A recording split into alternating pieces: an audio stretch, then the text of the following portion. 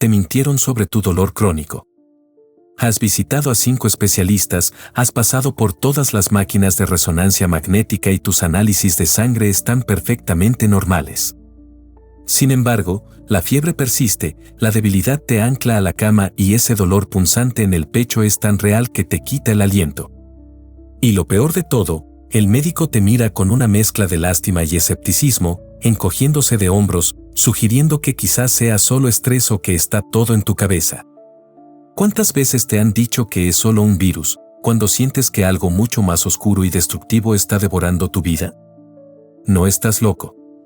Tu sufrimiento es real, pero has estado buscando la causa en el lugar equivocado, en un diagnóstico físico, cuando el problema opera en otra dimensión.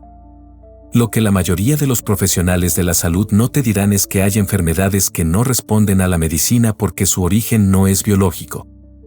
Su causa es completamente sobrenatural. Son las llamadas enfermedades demoníacas, padecimientos sin explicación que solo pueden ser curados con una expulsión espiritual. Pero, ¿cómo diferenciar un simple dolor de cabeza de una aflicción espiritual activa? ¿Existe un método de diagnóstico cuando los exámenes son perfectos? La respuesta es sí.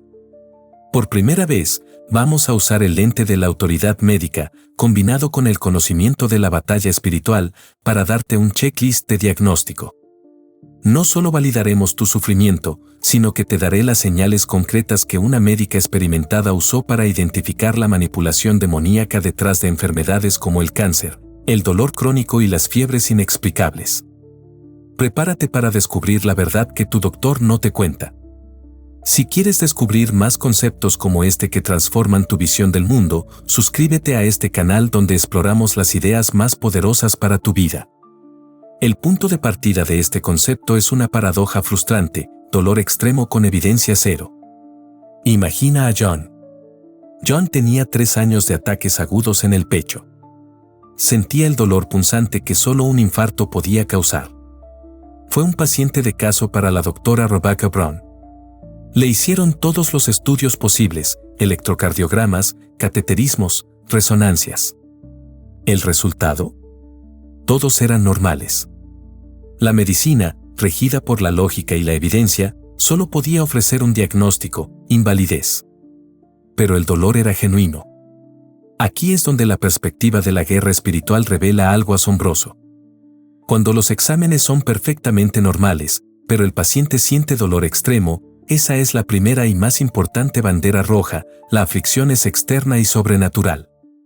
Un demonio es capaz de manipular el cuerpo, induciendo dolor, fiebre o síntomas, sin dejar una huella orgánica que la ciencia pueda detectar en un informe de laboratorio. ¿Sabes lo que más me fascina de esto? Que esta verdad viene de una médica. Su formación científica le permitió agotar todas las posibilidades naturales antes de concluir que la única respuesta era la intervención demoníaca. Ella vio con sus propios ojos cómo, al expulsar el espíritu de enfermedad, el dolor cesaba instantáneamente, algo que un analgésico jamás podría lograr. El error que cometemos es pensar que Satanás solo ataca el alma o el espíritu. No, Satanás ataca el cuerpo también. De hecho, lo hace a través de la enfermedad porque es una forma sutil de detener a un guerrero de Dios o de provocar que una persona se desespere y abandone su fe. El cáncer de Elaine fue un ejemplo de esto. Ella, siendo una alta sacerdotisa, sufrió cáncer 4 veces. La enfermedad fue un castigo infligido por el propio Satanás por su desobediencia, una prueba del origen demoníaco de ciertas dolencias. Para el médico cristiano, esta es una llamada a la vigilancia. Cuando la lógica médica falla, la fe y el discernimiento deben tomar la posta. Tienes que empezar a verlo no como un diagnóstico fallido, sino como un diagnóstico transferido a otra esfera. Si el cuerpo no tiene la causa, debes buscar una puerta legal abierta al enemigo. Imagina esta escena por un momento, un médico común pide más pruebas. Un médico con este conocimiento, ora y ayuna por una revelación. ¿Ves la diferencia fundamental? El objetivo no es negar la medicina, sino entender sus límites y complementar la curación biológica con la liberación espiritual. Aquí viene lo realmente interesante, el método de identificación. El primer paso para la solución es el diagnóstico. Tienes que aprender a leer las señales que delatan el origen demoníaco de tu aflicción, especialmente cuando ésta está diseñada para hacerte dudar de tu propia cordura. Fíjate en cómo esto funciona en la realidad. Hay 5 síntomas que, según el conocimiento extraído, apuntan a un ataque de brujería o de un espíritu de enfermedad. Primero, la paradoja de la ausencia de causa orgánica. Ya hablamos de esto. Dolor agudo, fiebre persistente o un estado de malestar general que, al ser examinado, no arroja ninguna anomalía seria. El caso de John, con sus perfectos exámenes cardíacos y su dolor extremo, es el ejemplo maestro. Cuando el diagnóstico médico es virus o invalidez, es una señal de que la manipulación es invisible al ojo clínico. Segundo, la barricada mental espiritual.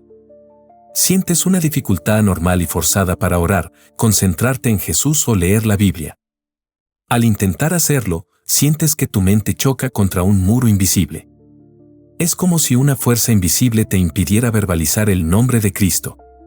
La mente es el principal campo de batalla de Satanás, y al atacarla, logra silenciar tu defensa más poderosa, tu oración. Tercero, opresión ambiental intensa. Puedes sentir una oscuridad siniestra inexplicable, un cambio de ambiente cargado de un sentimiento de odio, culpa o desasosiego en ciertos lugares, como habitaciones de hospital o incluso en tu propia casa. La doctora Brown menciona cómo en ciertas áreas de los hospitales sentía esta atmósfera de desesperación, donde los demonios se manifestaban incluso en pacientes con psicosis aguda. Esta sensación de ambiente contaminado es la presencia no de una enfermedad, sino de un espíritu de aflicción. Cuarto, alucinaciones en lugares críticos.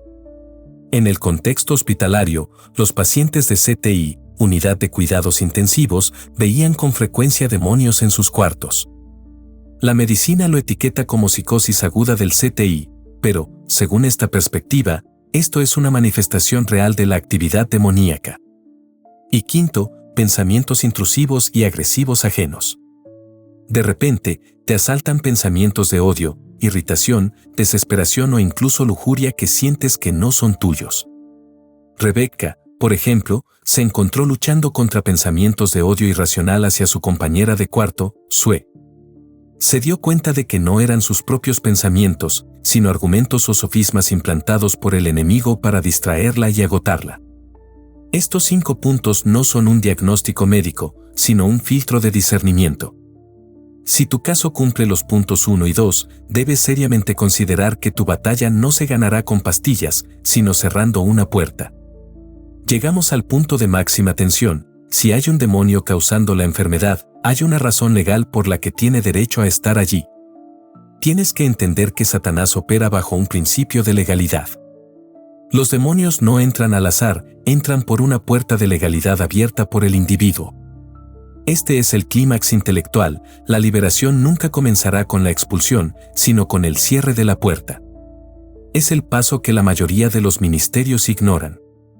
Mira lo que encontré. La puerta de John, el paciente de dolor cardíaco que mencionamos al inicio, no era su corazón, sino algo que había hecho hace 3 años. Había recurrido a un tratamiento de acupuntura. La acupuntura, que muchos ven como una práctica natural e inofensiva, es expuesta aquí como una puerta directa. ¿Por qué? Porque las agujas utilizadas son bendecidas o consagradas por líderes orientales, dedicando el acto a entidades demoníacas orientales. John, al aceptar ese tratamiento, abrió una puerta legal para que el demonio de la enfermedad y el dolor pudiera entrar en su vida. La aguja fue el portal. La enfermedad en este contexto es un síntoma de un problema legal sin resolver. Las 7 categorías de puertas de legalidad son estas. Primero, ocultismo, contacto pasado con horóscopos, o ouija, brujería o literatura oculta. Segundo, prácticas orientales, yoga, acupuntura, meditación pasiva, vaciar la mente. Tercero, objetos dedicados, poseer juegos de rol, discos de rock satánico, amuletos o souvenirs de templos. Cuarto, pecados sexuales, fornicación, adulterio, pornografía. Quinto, herencia familiar, involucramiento de ancestros en brujería o culto idolátrico. Sexto, trauma o abuso, el dolor profundo abre puertas de opresión. El caso de Sarah, cuyo estupro en la infancia le abrió la puerta a un demonio de estupro.